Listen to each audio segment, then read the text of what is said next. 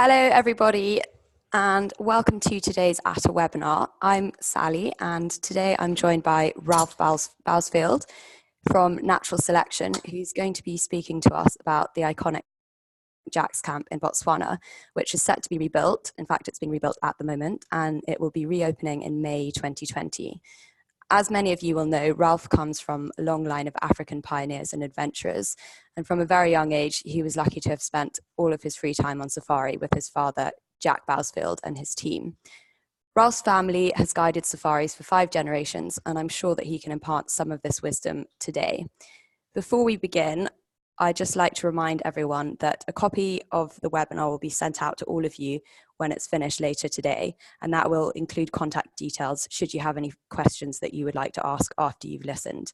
Speaking of questions, there is a Q&A box which is on your screen, so should you have any either during the webinar or at the end, you can type those into the box and I will field them to Ralph once we finish the webinar. So Ralph, over to you. Great, thank you, Sally. Hi, everybody. It's the first time I've done a webinar, so just bear with me. I'm not used to having no answers back or anything else. But yeah, great. So I want to really just talk about Uncharted Africa, but really about what we're doing at Jack's. I'm sure everybody's interested in what's going on with Jack's camp and the rebuild, which has been imminent for a while. We last rebuilt Jack's in 2003. So we've, yeah, it's been a long while, and so really excited. We're really excited about what's going on there and how it's going to be. So yeah, we'll kick off with a bit on Uncharted Africa itself. For those who don't know about it, it's we've been in the safari game for a long time. My family, and that's my father on the left hand image. That's Jack, so that's who, when he died in January 92, I named the camp after him, and the operation has then just sort of carried on from there, and it's been very much yeah, I mean we're almost the last of small family-run operation in Botswana, sadly.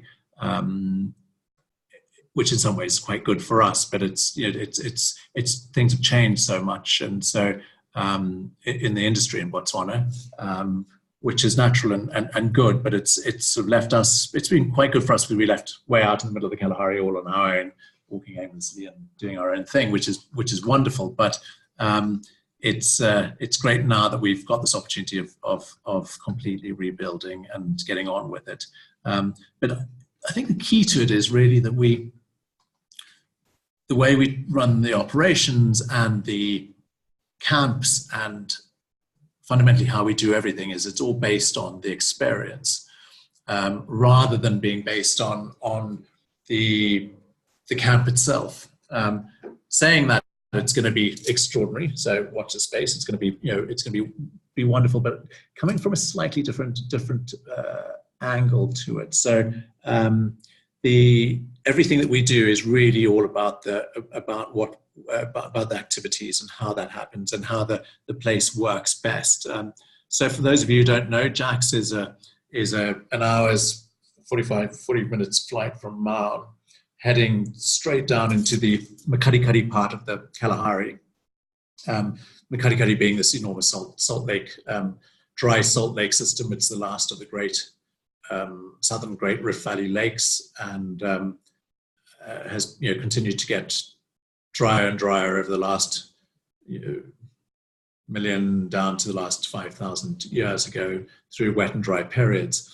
So it's a very different environment, very different to the Okavango, but absolutely perfectly set up to be able to be contrasted with the Okavango. So in less than an hour, you're going from those lush green, extraordinary emerald waterways full of all the the standard teeth and claws and everything else, down into this very different system with a whole new suite of birds and animals and plants and people and everything else, which is just great to be able to have that contrast. So that's where we are. And down in the Makgadikgadi, we've got there are a number of camps in that area. We've got 1 million acres, just over 4,000 square kilometers of private area. It's still the only people operating on the main pan area of 10 times that size. So it's an extraordinary, huge wilderness area.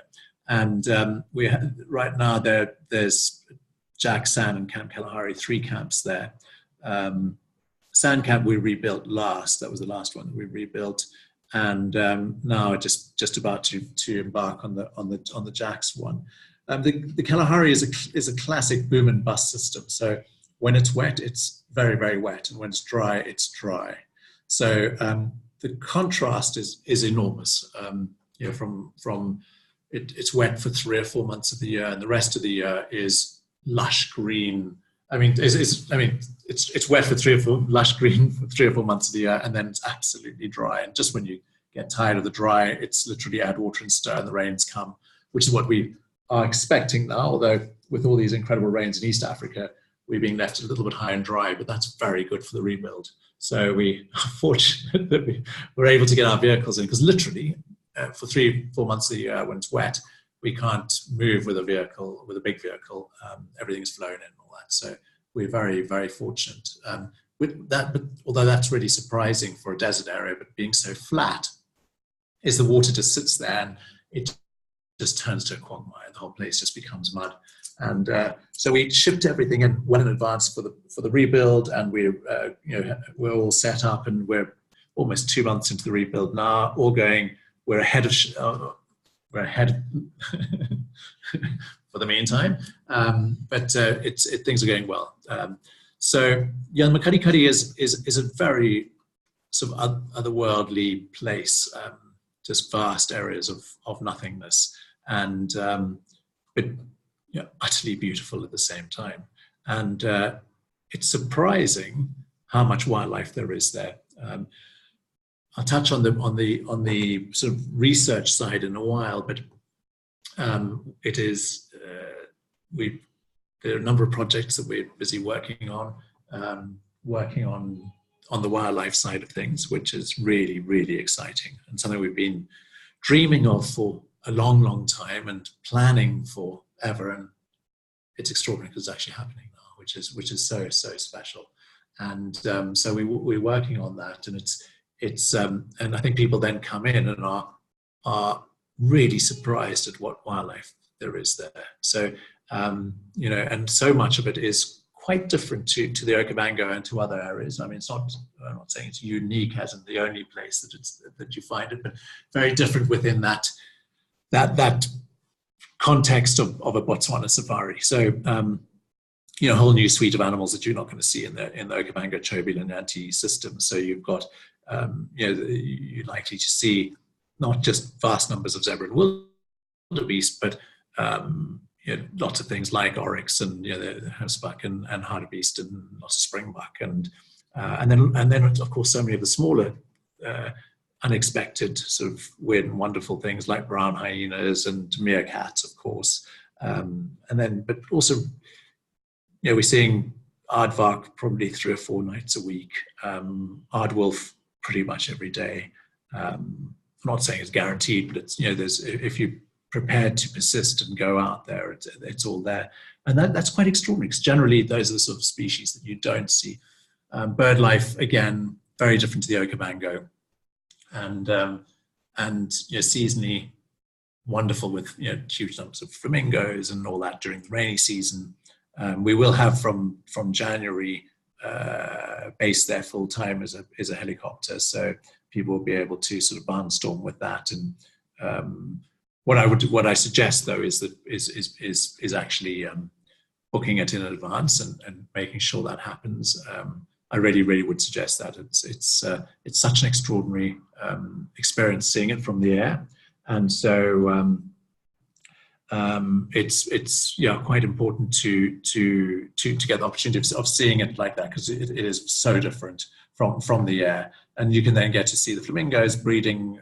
It's a distance away, inaccessible from the ground. So so the seasonality is quite different, and it's one of the things I want to stress is that we really do work on, and it's not just what we say. We do work on that the environment drives what we do and how we do it. So the activities and everything else, it's not just a game drive in the morning, game drive in the afternoon. It's very much depending on what is best at that time of the year. And so that changes considerably. And the time of the day that we operate is winter it's desert, so it's quite cold. It gets cold at night. Very nice. It's crisp and dry. It's a dry cold, not a wet cold. But it means that during the day you can be up all day. So we pretty much moved to the rhythm of what the animals are doing. So in the dry season, our winter, which is May to October, there are a number of, we go out and do quite different things to the wet season.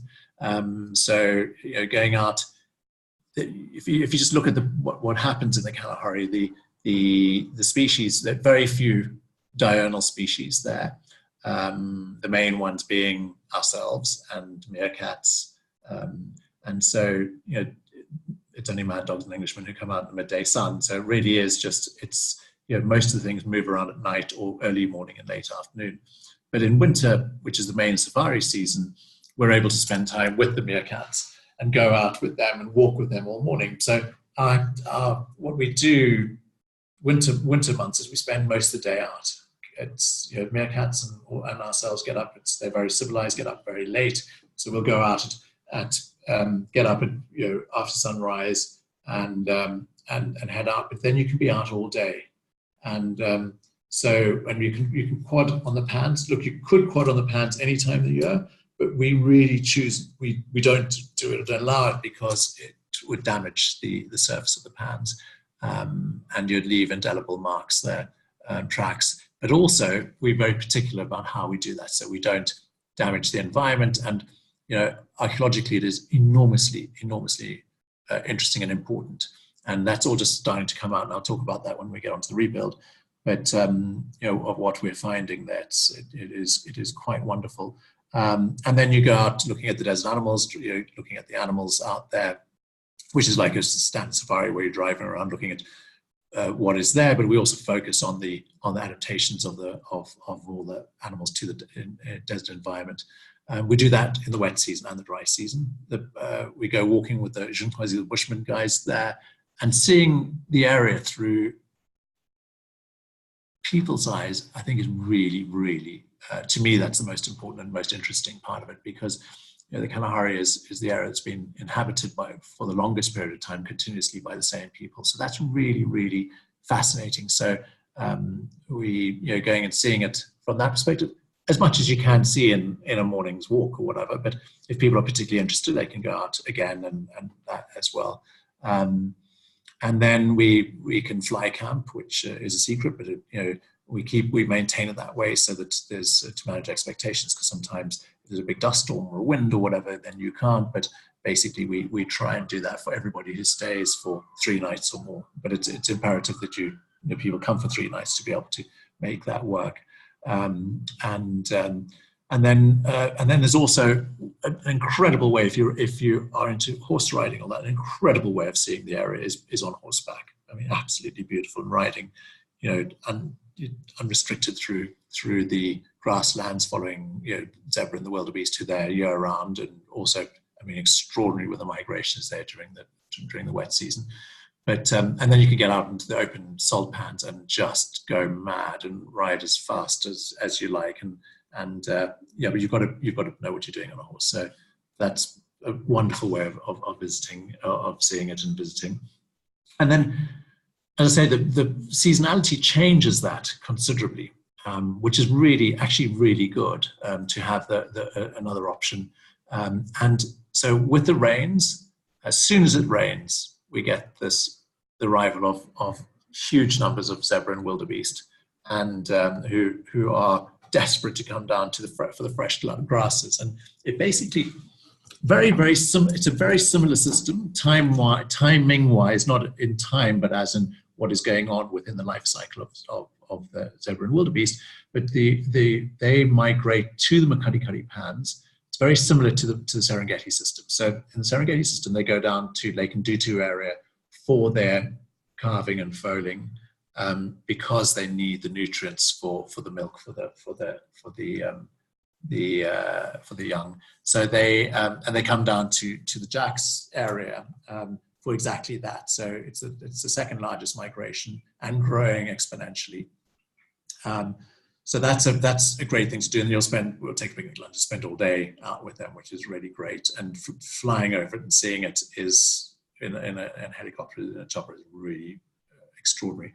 Other activities are pretty much the same. We try and do an 8-night game drive on all of the safaris, so everybody gets an opportunity of doing that, and it's really worthwhile doing that because so many of the peculiar desert species are nocturnal to escape the heat of the day. Moving on rapidly to the Jacks rebuild, we've taken a very different perspective and stance on it. The camp is not, as I said, I'm quite particular about how we interact with the camp. We've been in the same spot. My great grandfather moved there 100 and whatever years ago, way back, and it's a very different environment, and we've tried to be quite particular about how we interact with the environment and care for it and everything else. So the camp is, it's going to remain, it's going to be rebuilt, but it's going to remain very much in essence of what it always has been. They will be tents, which means poles and canvas, not walls and solid structures and all that. They will continue to be on wooden decks, but the wooden decks are on the ground like they are now. It's not, we're not removing people and suspending them outside and removing them from the environment. It's very much that. But what's also really important, it's fascinating to watch the development of and the growth of the tourism industry, and how so much money and effort is being put into the camps rather than or not necessarily the experiences. And I'm not knocking it, and it's an observation. But what the point is that I really don't want to go into build. I mean, there's an arms race of camps, and which is great. But the downside of that is it kind of alienates all of us working in the camps. I always think it's a bit like the cathedrals of Europe in the Middle Ages, where these extraordinary buildings were built with these incredible stained glass windows and that, and everybody would come in there and go, "Oh my God, this is extraordinary. There must be a God if it's that extraordinary." But what that does is it kind of puts the fear of God in you and alienates you if you're working in these camps, because most of the people working in the camps come from very humble, almost everybody's from the local communities and all that. And so it's a very different perspective. And I'm aware of that and don't want it to become, I don't want to get into the situation where everybody doesn't take ownership, because it is our home. And, there are a number of people there who have been multi-generational working in the company. And it's got to be real. And but at the same time, we're part of the arms race. So we don't want people to be coming to the camps and coming to Jack's and going, well, I've come from all these really, really smart sort of hotel type things, and now I'm being treated as though I'm poor, coming to put into this little dark tent in the middle of nowhere. So we've got to join the arms race, but in a respectful and the right way. So the camp is being built completely by our own team, all the guys who actually work in the camp. So the guys who would be doing your tent, or cleaning the tent and making the beds and doing whatever works on the tent that they've been cleaning and working on for their last 20 years and all that. So it's a little bit kind of the principle of like Jack and the Beanstalk, where if you plant a bean and you watch it grow, it's not scary even if it grows into a huge baobab tree, because you're there and you're nurturing and you're part of it. Rather than that you arrive back from 6 months leave and you come in there and there is this cathedral, which is so extraordinarily big. So, and then people take ownership of it and are part of it. And it's been extraordinary watching everybody. So we discussed, the camp was designed by me, and it's decorated by me. I mean, no, it's all done in-house by all of us. And the design really was done jointly by all of us. So, everybody, people bringing your tea and coffee in the morning, what irritates you about the camp? What could be done better? How are we going to make this function better and all that? So that becomes a big part of it. So, and so the design has been based on that. So it's going to be, if you walk into the camp, you're going to go, well, you haven't really checked. Well, okay, it's a lot better. It's the same, but just more functional and a lot better. So, interior is pretty much the same, all of that. the functionality much better. So it's designed. We changed the angles of the tent so we get through flow of air. We've looked at all the angles of the sun at different times of the year, so that the canvas works so that there's no sun hitting it between 7 o'clock in the morning and 4 in the afternoon. So it's all in shade. So it's all passive cooling, looking at all those different aspects. Looking at the canvas being such that it's going to be much better insulated. A few sort of things which are slightly different. There's when we did some testing with it, running water meters and seeing how much people shower. When it's hot, the perception is it's too hot for certain times of the year. So we've addressed that. So we put little plunge pools in each tent. There's going to be a little plunge pool in each tent, because we find that people, everybody, myself included, when it's really hot, we always say, you put a towel down on your bed, go and put a kikoya around yourself, go and shower, and then lie down on your bed and keep cool. Well, in 15 minutes that's dry, and you want to go back into the shower. So people are showering when it's really hot, through a siesta 3 or 4 times, and with a plunge pool you don't. So people are in and out of the pool, Actually, funny enough, people hardly shower, but that's another story. But it's so we put little plunge pools in front of every tent, so you can keep yourself cool, and they're swing beds there, so you can you'll be in the shade, and the pools are partly in the shade and partly out of the shade, so you can be out if you want to, and you can actually still be in the water and shaded. We've also putting in those little cooling systems which use a very low wattage solar system, but it dumps cold air on you. So you lie in your bed and it's just enclosed on your bed, so you can actually lie there and you've got this cold air descending down upon you, which have been very successfully done in Australian design, I believe. So those are going in as well. So there's been this perception that it's too hot to go down to the Makgadikgadi in the months sort of late September through December. It is hot there. It is extraordinarily hot, but wonderful, because it's just stress and density and pressure around the waterholes and so many animals and all that. So if you're comfortable through the heat of the day in camp, then you can go out and have that incredible experience. So that's really great. We've put in just put in a huge 180 kilowatt Tesla, the latest Tesla solar system. So it's 100% solar. And we're able to then run all these different things on that. It's the latest state-of-the-art system that's come in there.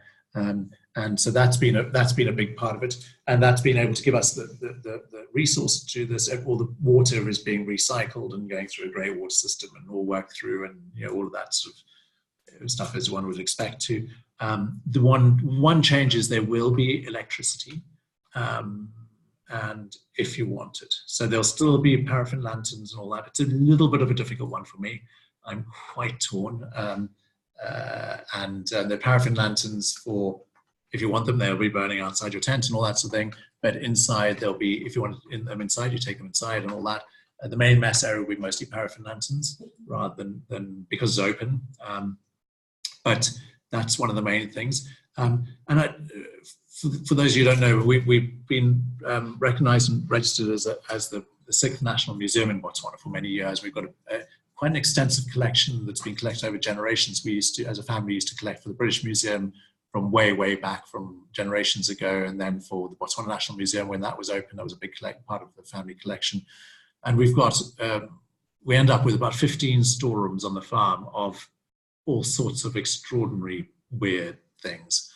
So for the last 3 years, we've had a guy, Kwacha, who, if you haven't met him, do yourself a favor and meet him. He is one of the most extraordinary people who has spent the last 3 years. He's a professional museums guy, but he's also a lot more than that. And he has been going through the collection and doing it properly. Every single piece is being properly poured through and analysed and gone through. And he works on the virtual museum system, so everything is photographed, measured, weighed, and monitored, and then it goes out to the exact people who are specialists and all that.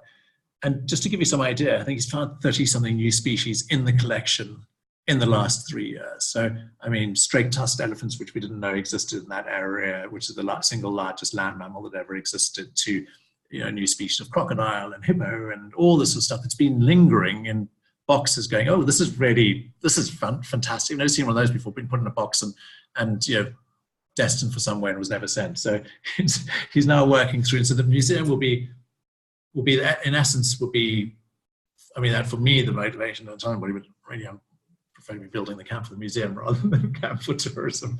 But anyhow, don't tell anybody. But it's so exciting. So that's going to be a big part of what's going on. And there'll be, the tents are, the mess tent is still the 4 tents that we've always had. They'll just be more closely aligned. We've learned quite a bit from Sand Camp, what works, what doesn't. We've changed the design, as I said, for more airflow and all that, so to keep it cooler passively, so you're not throwing energy at that. The whole thing is going to be very much more like that. So the guest tents are the same. They're bigger, of course. One thing we do have in Makgadikgadi is lots of space, so we have made them considerably bigger. But not because we want to try and go, mine's bigger than yours, but actually just because we want to. It gives you that space, gives you the airiness and everything else, the coolness. It gets cold in winter, so we've put in there's little stoves inside the tents to keep you warm at night, which is also good. Oh, there we go. There's the picture. Thank you. So the tents are pretty much the same, using all the same equipment and all of that, plus some more. As I said, it's being built completely by our own team. We have extended the time of build, so we've taken 6 months to do that. We thought we could get through in 3 months, but we sent the team, and they spent the last 2 months actually just going in and reclaiming everything from the old camp. So we're about 98% successful, I reckon, on all of the wood. So we've gone in and removed every single screw on every single plank to reuse it all. So that's all been incorporated back into the build. And when it's the guys who are there and who've been there forever, I mean, Method Zibanda, who heads it up, his father was there until he died on the job,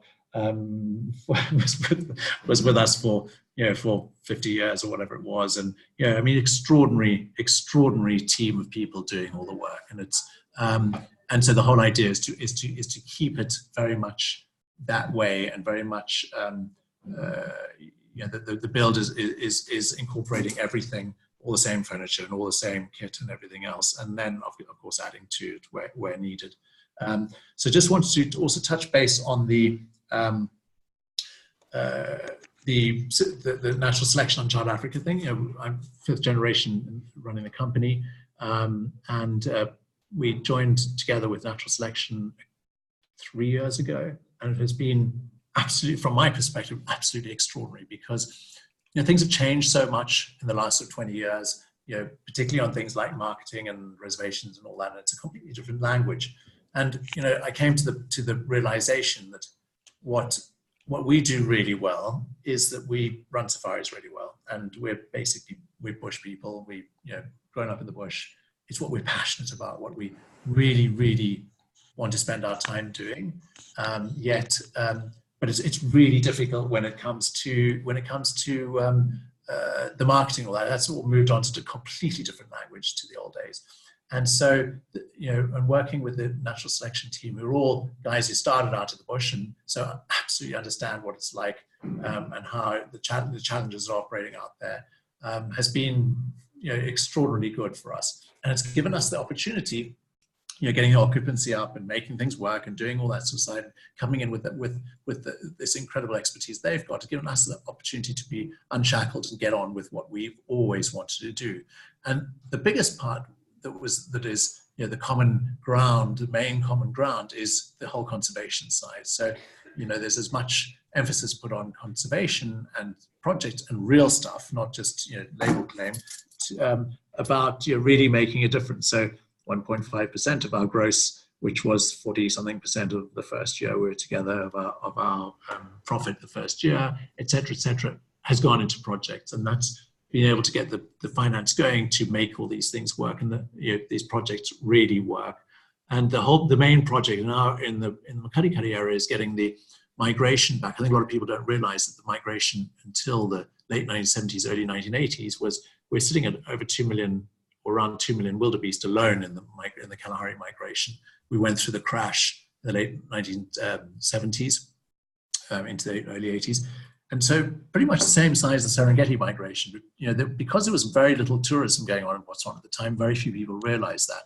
And we've sat for the last 50 years not really paying much attention to it, and everybody blaming everybody else. And so decided we need to get going, and actually, if something's going to happen with this, we need to get going, and we're in the right position to make that work. So we got all this going, and that's where we've been. So we with natural selection have got a team working on that, and now it's handed over to a much bigger organization, and it's really, really exciting. So the numbers of animals are growing exponentially. We're going to go into a dry period, and there will be a die-off, and there will be issues with that. But the point being is, when you've got 2 million animals and you have a 50% die-off, then that still bounces back really quickly. It is a boom and bust system.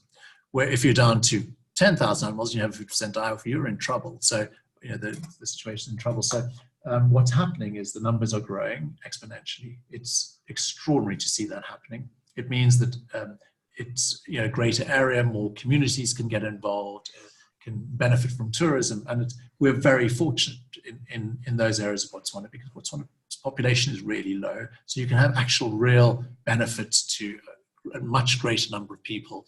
We're still only just over 2 million people in Botswana, in an area larger than Kenya. So we can't rest on our laurels, but we can make a big difference. Anyhow, from the business perspective, that has made a huge difference for us, and it's been extraordinary working with natural selection, and things are going incredibly well because they're really, really good at all the things that we're really, really bad at.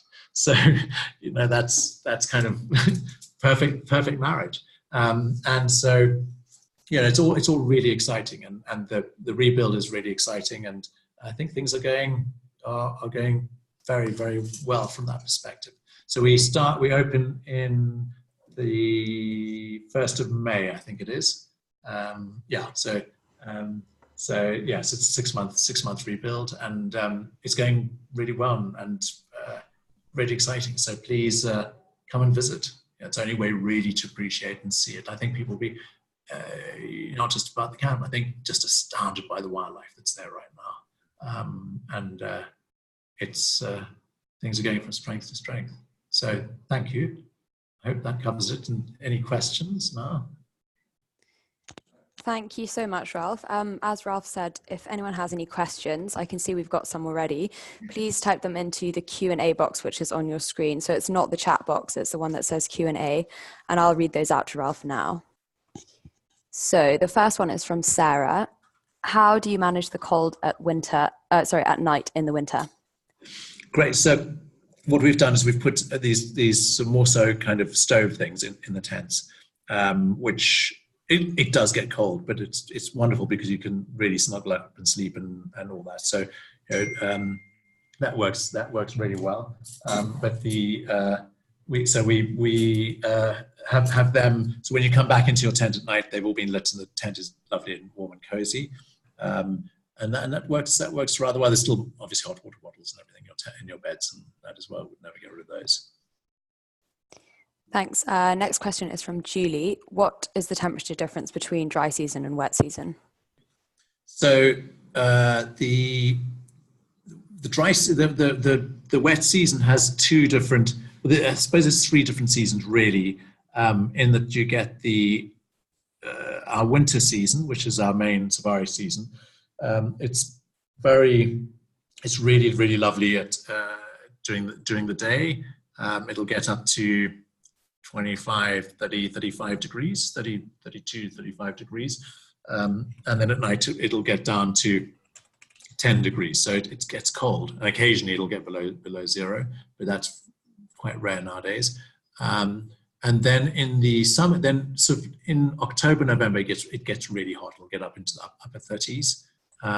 But at the same time, because it's so dry there, it still gets very pleasant at night. So it'll drop down to 10, 15 degrees at night, which means that even though it's hot during the day, you can sleep at night. And I think that's the key to it, is that if you've had if you get a good night's sleep, you can do anything during the day. But we've really addressed that in the rebuild, so that during those, when it is it is hot, you can keep yourself cool, and then exactly the opposite when it is cold, that we can keep yourself you're warm and you're tucked up warm in bed at night. Another question from Julie: if you could choose 1 month to travel to the camp, which month would you choose if you could only pick one? Well, the two seasons are so different. You've got to go, but you've got to do 2 weeks in winter and 2 weeks in summer. No, it's quite variable. I mean, most people come during the dry winter months. It's more accessible. It means during dry winter months you can get out on the pads, you can go on the quad bikes and really experience that vast nothingness out there, which I think is so special. Just that, hearing that complete silence and all that, as well as everything else going on. My mother's favorite time out there is April.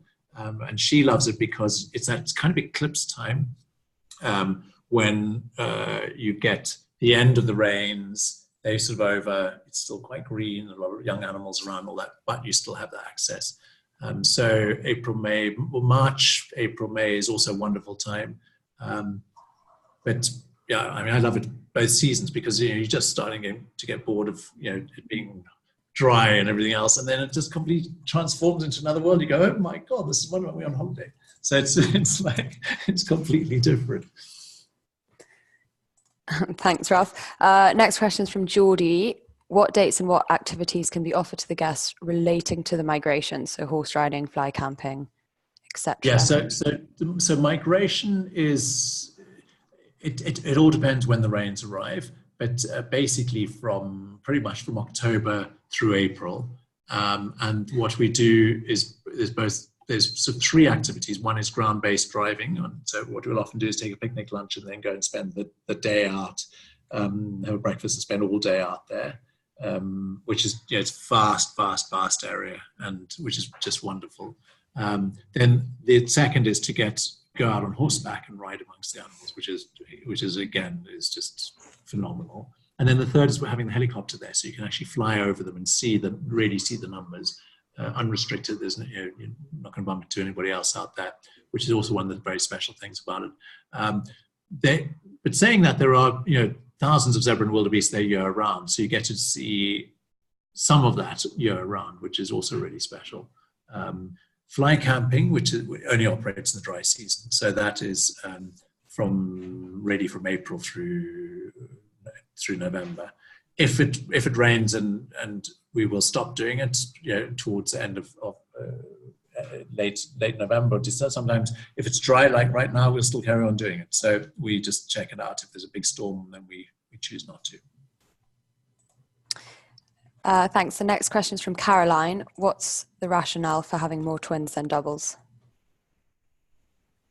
Well, it's this eternal issue that everybody, this whole thing of twins and doubles, doubles and twins and all that sort of thing, which is from a management perspective on the ground, is probably one of the most irritating things when you're running a camp, because you get, 1 week everybody wants a double, and next week nobody wants a double, and they go, well, I've never met this person before, I certainly don't want to be sharing a bed with them. So that's not husband and wife, hopefully, but it's so what we've done is one of the reasons we've made the tents bigger is that our doubles at Jack's forever have been old Victorian 4-poster beds, which are actually queen-sized beds. I mean, the doubles aren't king extra length or emperor or whatever these things are called. So what we've done is all of the twins, just so we can get away from that, all the twins are actually queen extra length beds. So there are 2 double beds in each tent for the twins, and then the double tents, whatever they are, have king extra length or super king or whatever they are, huge beds. So that way you can, everybody gets double. Plus, be generous, give more. Okay, next question is from Kerry, asking what the minimum age is for kids. We don't have a minimum age. We as Anton Africa, as being a family business and all that, us all growing up on safari, we've always been particular about not having a minimum age. A lot of kids are being conceived there, I believe. So it's absolutely from day one. There's no restriction. We now have I think there's a minimum, there's an age where you have to have a private vehicle. It's 12, I think it is. At 12 and below, you have to have a private vehicle. But no, welcome everybody of all ages. I think it's really important from us being out there. We absolutely love having kids there. I have a 7-year-old son who runs feral around camp and all that, and it's really important. It's such an incredible environment to be able to go out with the Bushmen and learn tracking and skills and bush skills and all that, and just have a different understanding. It's enormously important. My son's busy designing. He said that this is all really, really good, and he loves what we're doing, but we're actually missing the mark. So he's designing a kids camp. So just watch the space. So he's coming up with this, what kids actually want, and it's absolutely brilliant. And he is really creative and really into this. He's on a mission right now of that. So there will be in time a Little Jack's camp made by Little Jack. Yeah. Sounds great. Next question is from Sarah. What camps would you recommend combining with Jack's camp? Well, going forward, Jack's is always sort of sold as in the sort of high end of all the Botswana, sort of high-end Botswana operations. I think it works really well with kind of anywhere. And what we've tried to do in the Makgadikgadi is have Jack's and Camp Kalahari, which are all different at different price points, and with an idea to be able to combine them with everything everywhere. So of course I must say the Jacks with the natural selection camps, Tuludi and Sabre and all that. But at the end of the day, anywhere. I mean, I don't mind just wherever, as long as you send them down to us there. But no, the whole idea is it works seamlessly with everywhere. And I don't think that we try to address everywhere that would potentially be where people would feel that it doesn't. I mean, we've addressed all aspects of it. So I think it works really well, the new Tuludi, Sable Alley, Mapula, but also try to keep it so that my favorite way of going through the Delta is on mobile expeditions and all that. So we've got a mobile expedition up in the Delta as well. So it works really well with that too. And I think it's really important we try to keep it real and not become a sort of Dubai hotel room. So it's very much so everywhere. The next question is from Jamie. How do you deal with specialised dietary requirements being so isolated and a variety of menu? So if we are well informed, then there's no issue with dietary requirements at all. We've got a really, really good team of guys who run all of that. A big part of it's isolated and it's way out there, but we have with us, particularly we've put in new big cold rooms and all that, which all run on this new Tesla system. It was all designed around all of that to be able to have a very good a system of food maintenance. All that. We have a camp north of there, Planet Baobab, and we've put in an organic garden there, and on the farm in Francistown, we've got an organic garden there. So we've been quite particular about having really good fresh produce and all that we produce as much as we can ourselves. Dietary should be no issue at all. And as long as we're well notified in advance, that works really well. So yeah, it's and variety of food. It's always that $1 million question, and that that some people like certain things, some don't. It's our home. We spend most of our time there. I spend the majority of my time there. It's and so it's served like a home. We all sit around one single dining room table, and it's quite important that I think that's great. It's not a hotel. It's the idea is not, and it's not to I'm not apologetic about it. That is how it is. It's a wonderful part of being on safari is all sitting there. I love going and having being out in the bush and doing other things, building and all that, and then going in and having dinner with interesting people. And so I think that's enormously important. So we haven't been doing like menus and all this because it kind of changes for me. I know it's call me old fashioned. It kind of changes the way we then interact and work. So And yeah, it's always worked really well for us. Jamie has another question, which is, how long would you suggest staying at Jack's? How many nights? Yeah, it's a good question. I mean, I would say minimum of 3 nights. And the reason for that, 3 to 5 nights, it's a place that, it's a desert. So it doesn't have the carrying capacity of a place like the Okavango or whatever. So it's not like hot and cold turn on the animals. You need to give it some time you need to slow yourself down and some time for it to get under your skin. And when people have spent time there, they go, oh my God, I properly understand this and get it. You're going to be seeing animals. You're going to be, that's all happening. But it's kind of almost what's not there, which is more to the point. It's really, that's why ideally, it doesn't always work on an itinerary, but ideally you go and get the fix of the big animals done and then come down there. But if you're not just doing a game drive in the morning, game drive in the afternoon. So it's not like, the lions here and tigers there and polar bears there. It's actually, you need to have the time, and there's so many different activities that define. So when you're going walking with the meerkats, you're going walking with meerkats. So it's a whole different sort of discipline where you go out and explore that, look at the archaeology of the area, it's looking at the archaeology of the area. So you're in a whole different area. There aren't no animals where there's archaeology. They just aren't there. You're on the big open salt pans. Going with Bushmen, you're going with the Bushmen. So it's, and I think that you need enough time so everybody gets an opportunity to do all of the main sort of activities. And that's not a marketing thing. It's on the ground when we are doing the safaris. Somebody goes, oh, I'm leaving tomorrow and I can't believe I'm not. And he's been saying, I had the most amazing walk with the Bushmen. I'm not going to get a walk with the Bushmen. And you're going, like, oh, I'm really sorry. You should have been sent. No, you don't say that. But under your breath, you're going, you were just here for too short a time. So, yeah, I think 3 nights minimum. And also particularly to be able to do the fly camping in the dry season. It is so special that. I mean, it is really, really properly special. And it's surprising we're going to keep it that way and maintain that. It's written in my will, so just so you know. And there'll be no Wi-Fi in the camp either. It's also written in my will. So cool. Again, it just changes things. So we've got electricity. There is no Wi-Fi. There's not going to be Wi-Fi. So it's really important. And I'm not saying that to think it. I think it completely changes the whole energy of the place when you do. And people are distracted from, they physically there, but emotionally and mentally somewhere else. And I think that this is one of those places that you actually need to be fully invested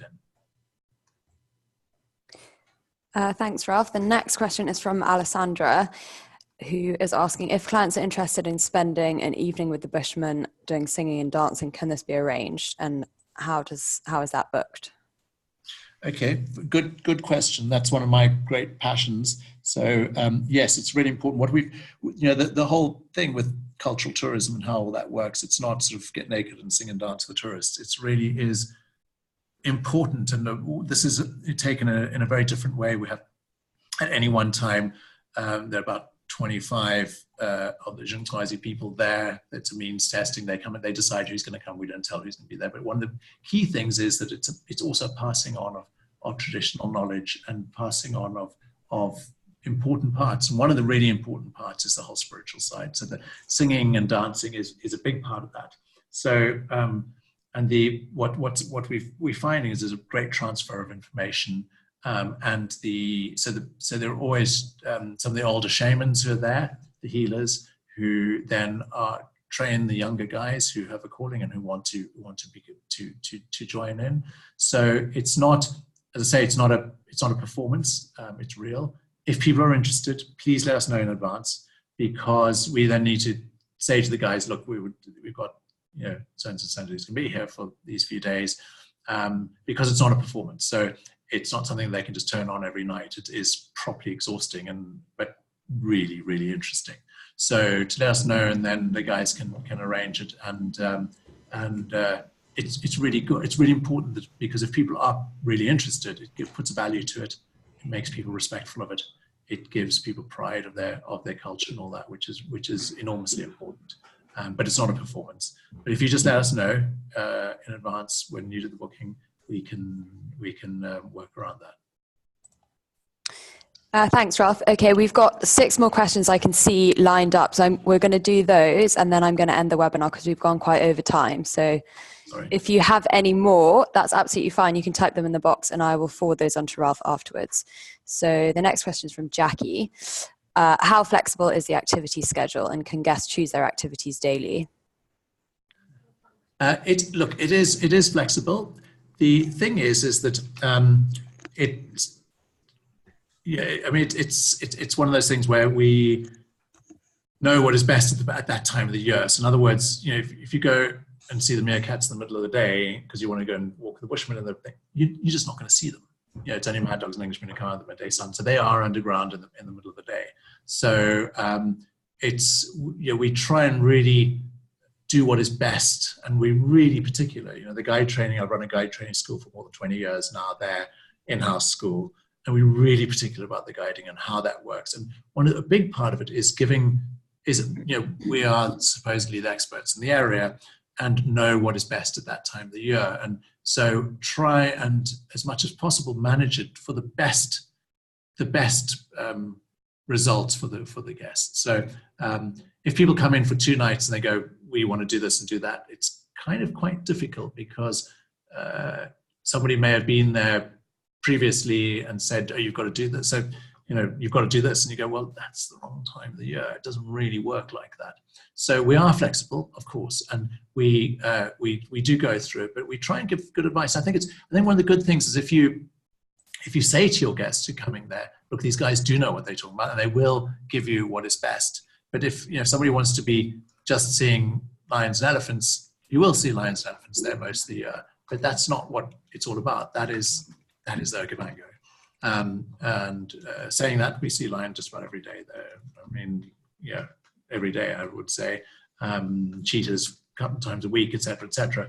But if that's all you're going to be doing, chasing tail, I think it's really important that it's the different things which are what we're after, and we try and manage it.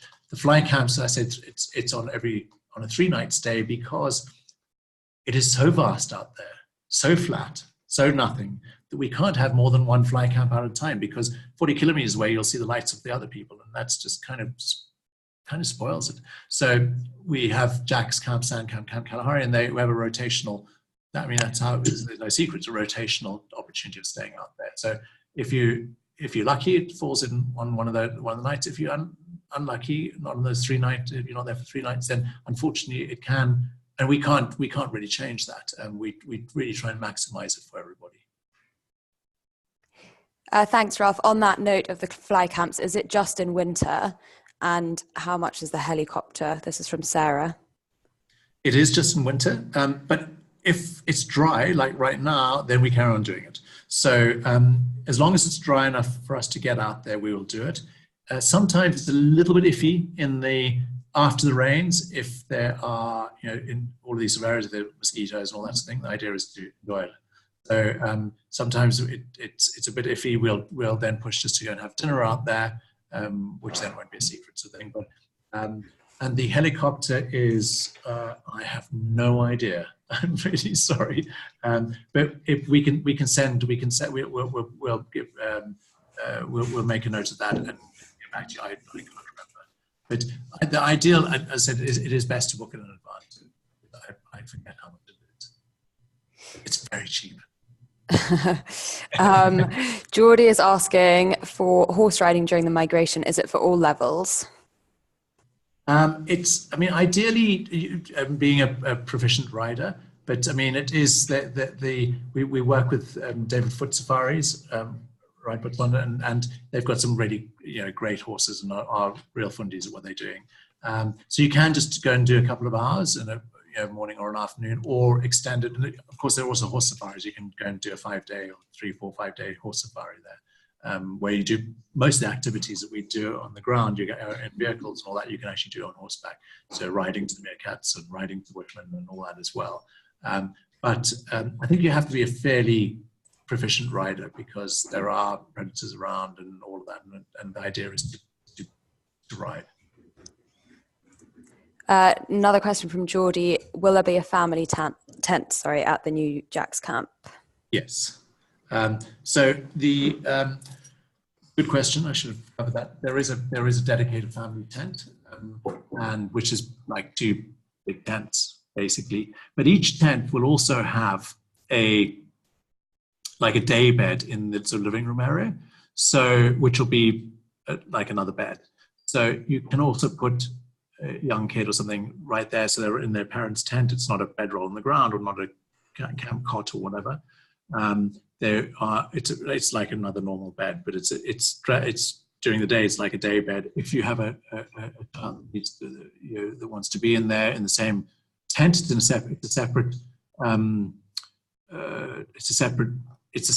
same tent. There's a division. So if you go into the loo tent, the bathroom tent, there's a curtain.